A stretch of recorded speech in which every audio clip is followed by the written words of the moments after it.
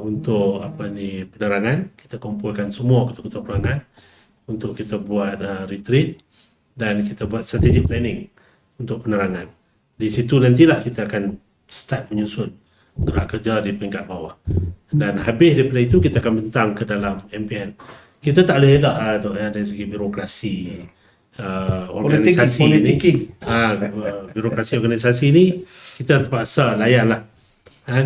Dan insyaAllah lepas kita bentang dalam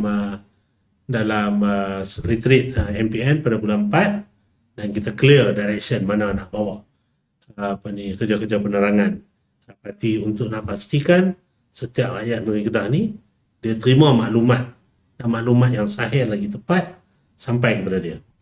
Dan insyaAllah mudah-mudahan lah kita, benda ni Dr. Fatih, kita tak boleh harap 100% kan sukses kan.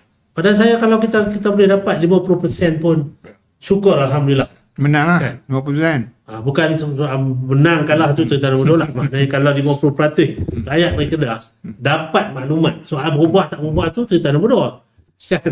Kadang-kadang dia dapat maklumat tapi dia tak berubah juga kan. Kalau dalam Quran pun Tuhan sebut subuh bukum faum la yarji'un, tak ada apa-apa lah, dia hati Tuhan dah tutup, pekak buta tuli habis, tak hang cakap apa pun tak ada apa lah kan. Tapi ada kelompok dalam masyarakat ni bila kita dia dengar tu dia boleh terima dengan baik.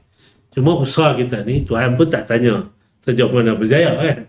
Tuhan tanya sejauh mana kita usaha. So kita ikhtiar lah. Kita usaha. InsyaAllah mudah-mudahan faiza azam tapi Allah kita usaha dan selebihnya kita serah pada Allah SWT lah yang menentukan.